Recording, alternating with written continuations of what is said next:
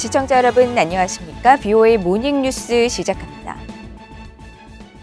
북한이 지난 5일 동해상으로 탄도미사일을 발사한 가운데 미국과 일본의 외교장관이 전화회담을 갖고 북한의 탄도미사일 발사를 규탄했습니다. 미국 정부는 일본에 대한 미국의 방어 의지와 함께 북한의 완전한 비핵화를 위한 양국 간 협력을 거듭 강조했습니다. 첫 소식 박동정 기자가 보도합니다. 토니 블링컨 미 국무장관이 5일 하야시 요시마사 일본 외무상과 전화회담을 갖고 북한의 탄도미사일 발사를 규탄했습니다. 블링컨 장관은 이날 전화회담에서 북한의 탄도미사일 발사를 규탄하고 일본 방어에 대한 미국의 약속을 계속해서 철통같이 유지할 것이라는 점을 강조했다고 미 국무부가 밝혔습니다. 이어 미일 양측은 한반도의 항구적인 평화와 완전한 비핵화를 이루기 위한 협력에 대해서 심도 있는 논의를 했으며 미일 동맹을 더 현대화하고 전략적인 목표를 조율하며 안보 분야 협력을 더욱 강화하겠다는 의지를 거듭 강조했다고 국무부는 전했습니다. 일본 외무성도 6일 보도자료에서 두 장관의 전화회담 소식을 전하고 하야시 외무상이 북한의 최근 미사일 발사를 포함한 지속적인 핵과 미사일 활동이 일본 본토와 영내, 나아가 국제사회의 평화와 안정을 지극히 위협하는 것이라는 데 우려를 표했다고 전했습니다. 그러면서 양측은 유엔 안보리 결의에 따라 북한의 완전한 비핵화가 실현될 수 있도록 계속 긴밀하게 협력해 나간다는 데 뜻을 같이했다고 설명했습니다. 일본 외무성은 또 이날 성김 국무부 대북특별대표가 후나코시 다케이로 일본 외무성 아시아 대양주 국장과 미일 북핵 수석 대표 전화협의를 갖고 북한의 5일 탄도미사일 발사를 포함한 최근 북한 정세에 대해 의견을 교환했으며 북한 정권에 의한 일본인 납치 문제와 북핵 미사일 등 현안 해결을 위해 미일 양자, 미한일 3자 간 긴밀한 협력을 계속 이어나갈 것을 재확인했다고 밝혔습니다. 이런 가운데 미국의 성김 대북특별대표도 한국 외교부의 노규덕 한반도 평화교섭본부장과 북핵 수석대표 통화를 통해 대응 방안을 논의했지만 외교장관 간의 통화는 이뤄지지 않았습니다.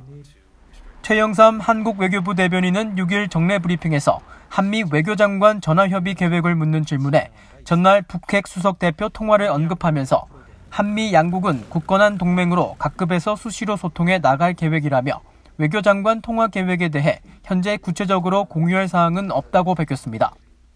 이런 가운데 미국과 일본 간 북한 대응에 대한 논의는 6일 화상 형식으로 열리는 미일 외교 국방장관 2+2 안보협의위원회에서도 이어질 것으로 예상됩니다.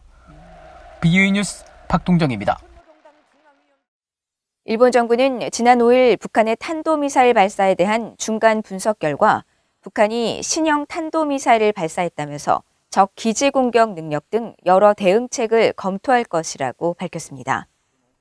일본 정부 대변인인 마스노 히로카즈 관방장관은 6일 정례 브리핑에서 북한 미사일 발사에 대한 중간 분석 결과를 설명하고 이번 미사일은 통상적인 탄도미사일의 최고 고도인 500km보다 낮은 고도 50km 정도로 비행한 것으로 파악됐다면서 그동안 북한에서 발사된 적이 없는 신형 탄도미사일로 분석하고 있다고 말했습니다.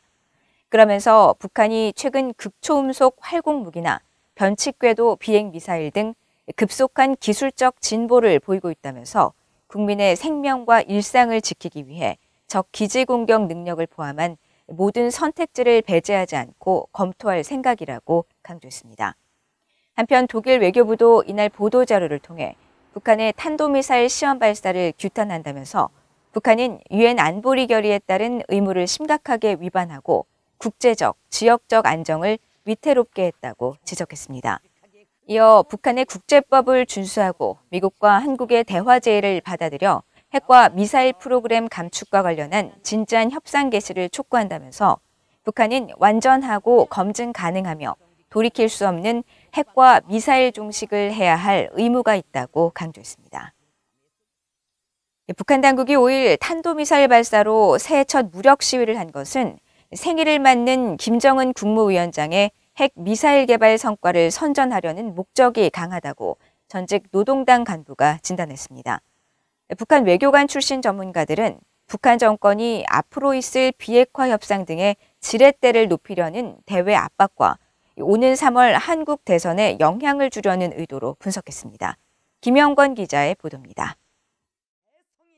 북한 정권의 통치 자금을 관리하는 노동당 39호실 고위 간부 출신으로 탈북 후 미국에서 활동하고 있는 리정호 씨는 5일 BOA에 북한의 탄도미사일 발사는 김정은의 업적 선정과 밀접한 관계가 있다고 말했습니다. 사실상 국가 경제가 파탄난 상황에서 북한 지도부는 8일 김 위원장의 생일을 맞아 그가 거의 유일하게 내세울 수 있는 핵미사일 개발 성과를 선전하려 했다는 분석입니다. 탄도미사일 시험 발사가 김정은의 생일을 맞으며 그의 업적을 빛낸다는 차원에서 진행됐다고 봅니다.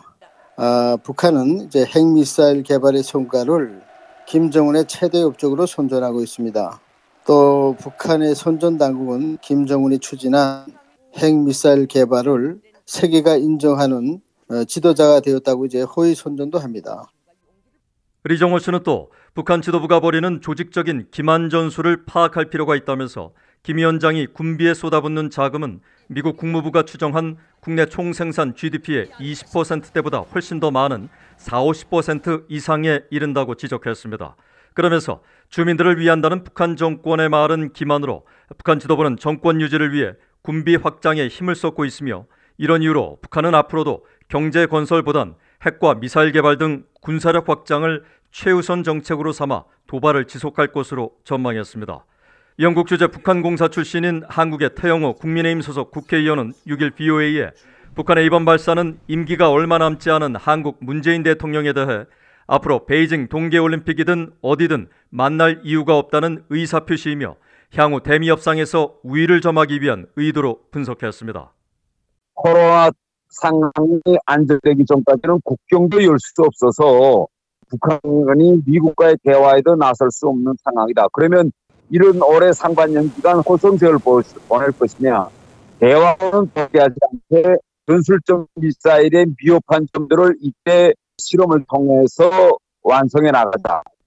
북한 외교관 출신으로 한국국정원 산하 국가안보전략연구원에서 22년간 근무했던 김동수 박사도 북한의 이번 발사는 향후 대미 협상에서 유리한 위치를 선점하려는 의도인 동시에 오는 3월 한국 대통령 선거를 겨냥한 압박 메시지 성격이 강하다고 진단했습니다. 보수 정권이 이제 정권을 지게 되면은 평화는 영원히 없어지고 극단적인 대결로 계속 갈 것이다 하는 이런 압력을 이제 가하는 그런 메시지가 아니겠는가 하는 그런 생각이 듭니다. 북한이 계속 이제 도발을 계속 높여가면 갈수록 이제 한반도 정세가 더 긴장된다는 거. 고위 탈북 전문가들은 북한 지도부가 올해 상반기까지 문을 닫고 미사일 발사만 하는 전술을 택했다면 새로운 대북 정책이나 인센티브 등의 제의는 무의미할 것이라고 지적했습니다. 그러면서 미북 대화 추동을 위해 그동안 미한 양국이 연기했던 3월 미한연합 야외기동 훈련 등을 통해 안보태세를 점검하는 것이 실용적인 대응이 될 것이라고 강조했습니다. BA 뉴스 김영권입니다. 미국 의회 상원 외교위원회 주요 인사가 한국 정부가 추진하는 종전선언에 대해 강한 반대 의견을 밝혔습니다. 도널드 트럼프 전 대통령 시절 상원 외교위원장을 지낸 공화당의 제임스 리시 의원은 대북 정책에 미국과 한국은 보조를 맞춰야 한다면서 종전선언에 강하게 반대하면서 종전선언은 한국을 안전하게 만들지 않고 북한은 물론 중국에도 선물이 될 것이라고 지적했습니다. 이조은 기자가 보도합니다. 미국 상원 외교위 공화당 간사인 제임스 리시 상원 의원은 북한 문제에 대해 미국과 한국이 보조를 맞추는 데 중점을 둬야 한다고 밝혔습니다. 리시 의원은 4일 바이든 행정부의 대북 정책과 관련한 VOA의 질문에 이같이 밝히면서 특히 한국 정부가 추진하는 종전선언의 문제점을 지적했습니다. 한국 문재인 정부의 종전선언 제안은 한국을 더 안전하게 만들지 않을 것이며 북한만이 아니라 중국에도 선물이 될 것이라는 주장입니다.